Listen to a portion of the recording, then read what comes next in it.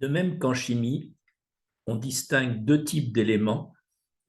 Les éléments qui sont donneurs d'électrons, qu'on appelle les réducteurs, et les éléments qui acceptent, qui reçoivent des électrons, qu'on appelle les oxydants.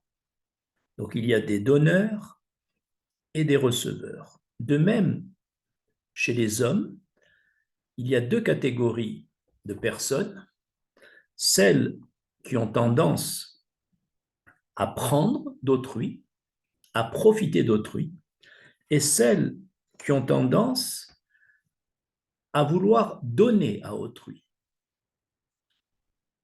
On sait que l'Éternel est un donneur par excellence. C'est lui qui donne la vie, la santé, le conjoint, les enfants, les moyens de subsistance. C'est lui qui est un donneur par excellence. Et comme l'homme doit imiter les voies de l'Éternel, il est recommandé, bien entendu, dans toute la mesure du possible, d'être plutôt un donneur qu'un receveur. Et il est écrit dans le Talmud, Baba Batra, mieux vaut louer ses services à un travail rémunéré qui ne nous convient pas, qui est même un travail indigne, plutôt que d'aller tirer profit d'autrui. Ce Talmud veut, c'est Rav qui dit ça dans le Talmud Baba Batra, il veut dire par là que tirer profit de son prochain est plus indigne que d'accepter un travail rémunéré que l'on estime à tort méprisable. Donc on voit combien nos sages nous recommandent d'éviter de tirer profit d'autrui. À ce propos, nous allons citer, pour illustrer ce principe, nous allons citer le comportement de trois de nos sages, Abraham Avinu, Rabbi Pinchas ben Yair et Rami ben Dikouli, qui vont chacun d'entre eux avoir une attitude pour nous montrer jusqu'à quel point il faut, dans ce monde, agir en évitant au maximum de tirer profit d'autrui. Je commence par l'exemple d'Abraham Avinu dans la paracha Lech Lecha. Abraham Avinu a fait une guerre contre 4 rois pour sauver son neveu Lot, qui était prisonnier à Sodome. Et au moment, après cette victoire miraculeuse d'Abraham Avinu, avec un petit nombre de personnes non expérimentées à la guerre, après cette victoire miraculeuse, le roi de Sodome a été tellement impressionné par la victoire d'Abraham qu'il lui a proposé, comme c'est écrit dans la paracha au chapitre 14, il lui a proposé de lui donner en récompense tout le butin de guerre accumulé chez les 4 rois vaincus. Et étonnamment, Abraham dit dans le verset, « Je lève ma main et je jure vers le Dieu suprême, qui est le maître des cieux et de la terre, que je ne prendrai rien de ce butin, pas même un fil, pas même une lanière de chaussure. Donc on voit qu'Abraham vit, nous ici, alors qu'il avait une occasion de s'enrichir encore, il a refusé totalement, serait-ce un fil ou serait-ce une lanière, et il n'a rien pris chez le roi de Sodome, afin de ne pas tirer profit d'autrui. D'autant plus que cette guerre était miraculeuse, il ne voulait pas profiter d'un miracle. Bon, le comportement d'Abraham est logique, il est cohérent, puisque lui, comme on le sait, Abraham est un donneur par excellence. Il donnait de la nourriture, de bons conseils à tous ses concitoyens, il donnait le gîte, il les faisait dormir, il est même allé jusqu'à donner son fils unique de Sarah, Yitzhak, parce qu'Hachem le lui avait demandé, si ce n'est que l'ange l'a arrêté au dernier moment. Donc Abraham, sa caractéristique est un donneur. Et quand on a une tendance à être donneur, on, on fait tout pour ne pas recevoir d'autrui. Donc on comprend l'attitude d'Abraham Avinu, c'est dans son tempérament d'avoir refusé les biens du roi de Sodome, il avait une répugnance pour les biens d'autrui. Il sentait que prendre, c'est pas digne d'un homme. La question qu'on peut se poser, pourquoi a-t-il dû jurer? Il a dit, je jure sur le maître des cieux et de la terre que je ne prendrai pas un fil. Il aurait pu dire, je ne prends pas. Pourquoi a-t-il dû jurer?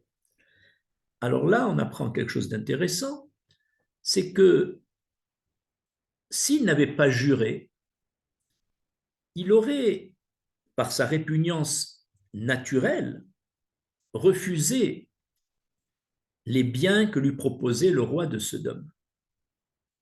Maintenant qu'il a juré, la raison pour laquelle il ne va pas les prendre, c'est davantage parce qu'il a fait un serment à l'Éternel plutôt qu'à cause de sa répugnance naturelle.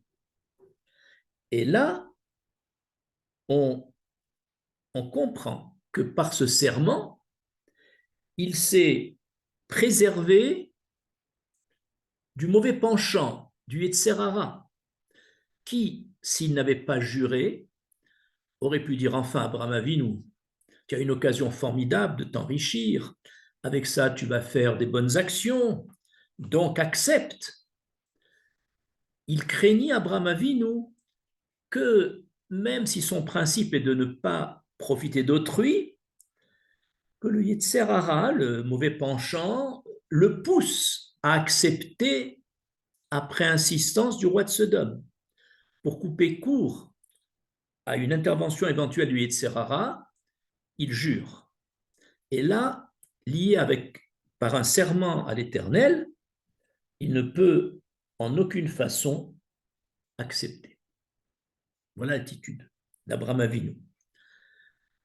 À propos de l'exemple qu'on vient de citer, on peut remarquer, comme dit le Talmud Sota, que parce qu'Abraham Avinu a dit « je ne prendrai pas d'un fil et d'une lanière », ses enfants, les béné Israël, vont recevoir de l'Éternel deux commandements, deux mitzvot, l'une de mettre les fils de tzitzit aux quatre coins de leurs vêtements, et l'autre de mettre des phylactères, les téphilines, qui sont des lanières de cuir qui portent des éléments de la Torah. Et donc, il semble que les tzitzit et le téphilin que mettent chaque homme juif chaque matin sont à l'origine viennent être une récompense pour Abraham Avinu qui a eu cette noblesse de ne pas accepter un centime du roi de Sodome. En effet, les tzitzit et les téphilines sont un signe d'attachement à l'Éternel, comme Abraham Avinu qui était attaché à l'Éternel, un signe de désintéressement, puisqu'il a refusé les biens de Sodome, et enfin, un signe de sanctification du nom divin, de ce qu'on appelle le Kiddush Hashem. Parce qu'en effet, Abraham Avinu a fait un acte de Kiddush Hashem devant le roi de Sodome, qui a été impressionné par le fait qu'Abraham Avinu n'a pas voulu prendre ni un fil, ni une lanière de ce butin.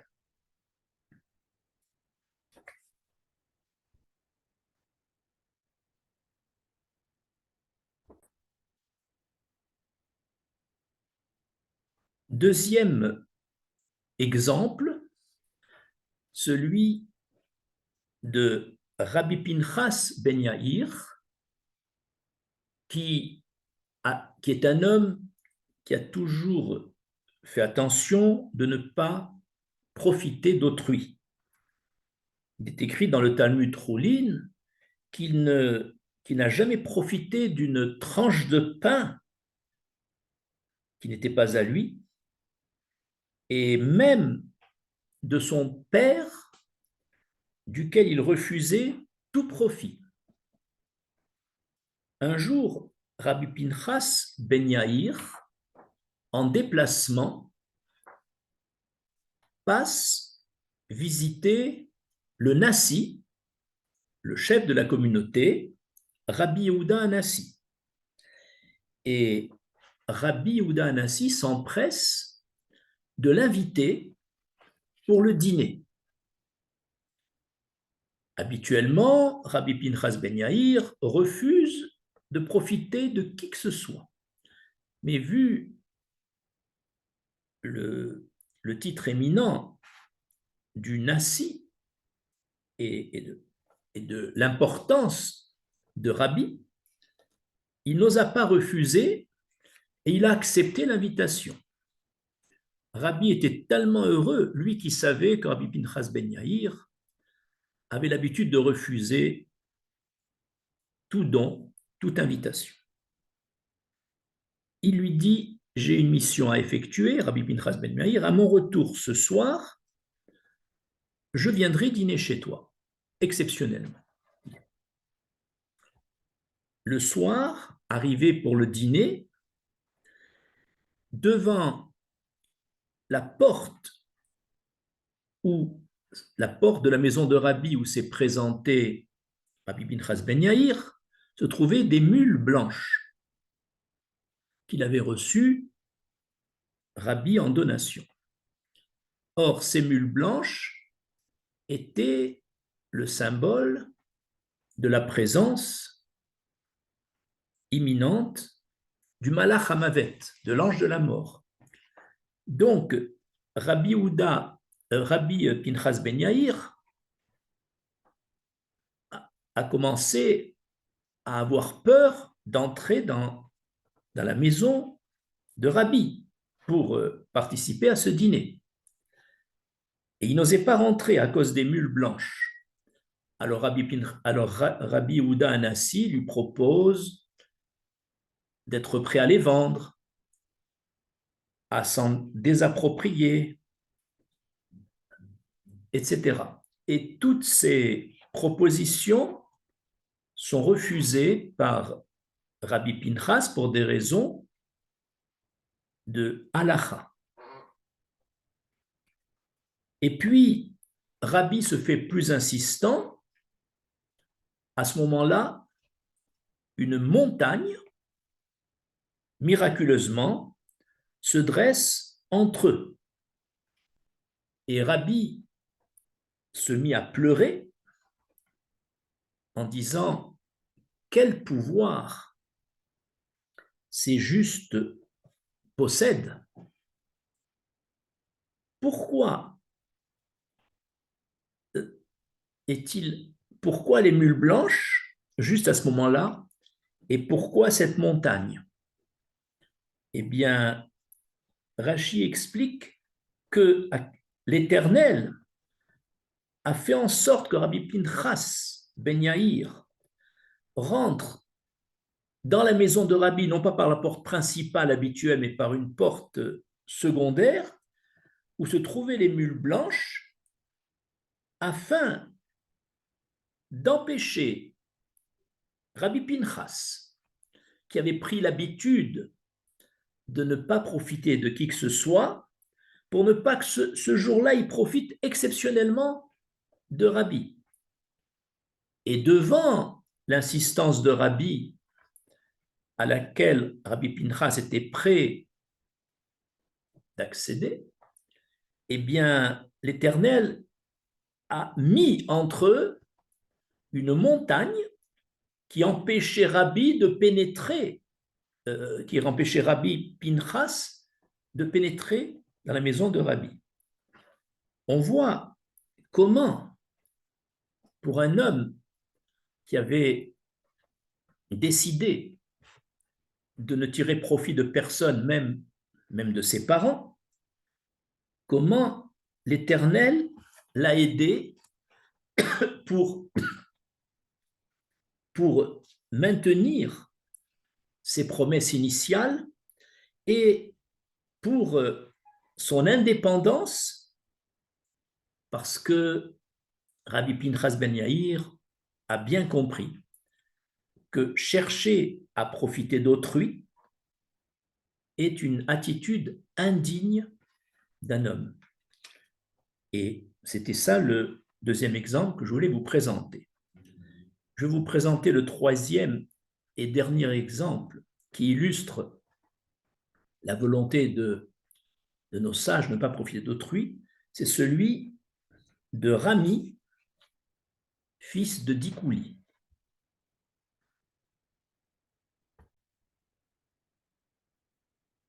Le Talmud de Choulin rapporte donc le cas de ce juste, ce tzaddik, qui s'appelait Rami Bar Dikouli. C'était un homme très pauvre, puisque les vêtements qu'il portait étaient des vêtements empruntés. C'était un homme malade sur le plan intestinal et il habitait la ville de Pumbadita en Babel. Un jour, en déplacement, il s'est trouvé la veille de Yom Kippour, du jour du pardon, dans la ville de Soura. Dans la ville de Pumbadita où il habitait, les mamelles des vaches étaient permises à la consommation. Mais dans la ville de Soura où il se trouvait, la veille de Kippour, ces mamelles étaient interdites de consommation.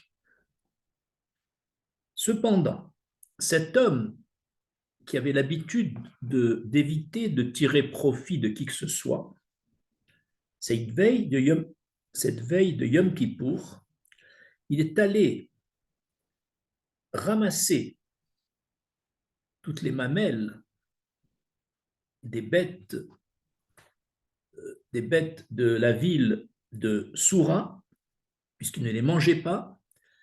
Il est allé les ramasser, lui qui était très pauvre, qui n'avait pas de quoi manger, et pour faire le repas de la veille de Kippour, qui doit être un repas copieux, il a pris ses mamelles, il est allé en dehors de la ville de Soura, donc dans ses limites, parce qu'il est interdit de les manger à l'endroit où il y a une interdiction des gens de cette ville. Et il a utilisé des pépins de raisin trouvés sur le sol comme combustible, et ainsi il a mangé dans ces conditions des mamelles qui étaient jetées par les gens de la ville. Alors on se pose une question: comment cet homme, si pauvre, malade, la veille de Yom Kippour, il aurait pu frapper à une porte et demander l'hospitalité exceptionnelle qui, en cette veille de Kippour, lui aurait refusé de partager avec eux le repas. Et pourtant, cet homme fait tellement d'efforts pour ne pas frapper aux portes, pour ne pas tirer profit d'autrui, même d'un repas de la veille de Kippour, quitte à manger des mamelles jetées, quitte à utiliser comme combustible des pépins, donc ce n'est pas un très bon combustible, quitte à se fatiguer, à aller en dehors des limites de la ville. Tout ça, tous ces efforts, ces complications, pour lui, valaient la peine plutôt que de tirer par profit d'autrui. Parce qu'il a compris que quand on s'habitue à tirer profit d'autrui, on n'arrive plus à s'en passer. Il y a comme un goût de miel chez les preneurs. Ceux qui ont l'habitude de prendre, ça devient un comportement dont on n'arrive plus à se passer. Mais les preneurs ne se rendent pas compte de l'indignité de leur attitude. Et c'est pourquoi la Torah nous recommande de tout faire pour essayer, comme d'imiter l'Éternel, d'être un donneur, à l'exemple d'Abraham Avinu, à l'exemple de Rabbi Pinchas ben Yair et à l'exemple de Rami ben Bekouli. Je vous remercie.